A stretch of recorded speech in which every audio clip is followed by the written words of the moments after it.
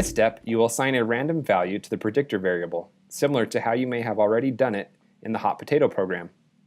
Go to Operators, drag a random integer operator on the right side of the set block. You will create a range with enough possibilities to fulfill the 3 predictions: yes, no, and maybe. Set the random bounds from 1 to 3. Another tactic you'll use is nesting if-then-else blocks to create more than 2 possible outcomes. Go to Controls, drag an if-then-else block inside the existing if-then, and a second one in the new else condition.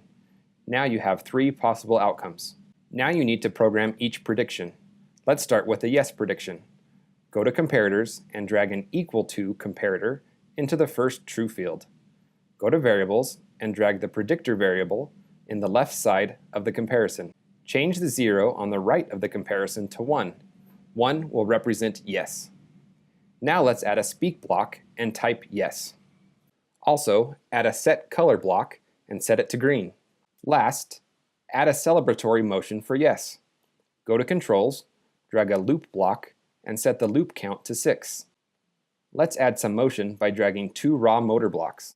On the first one, set the left motor power to 2000, the right to 0, and the duration to 0.2 seconds.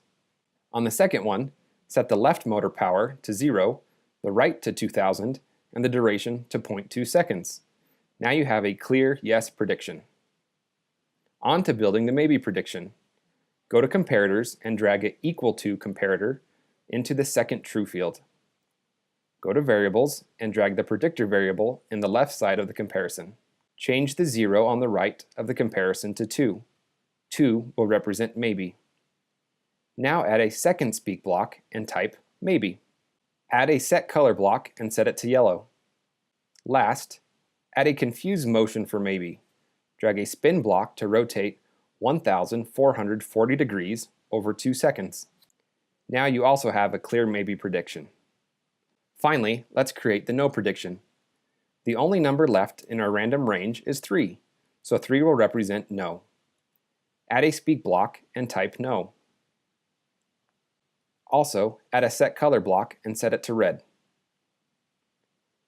Lastly, let's add a motion to represent shaking your head side to side for no.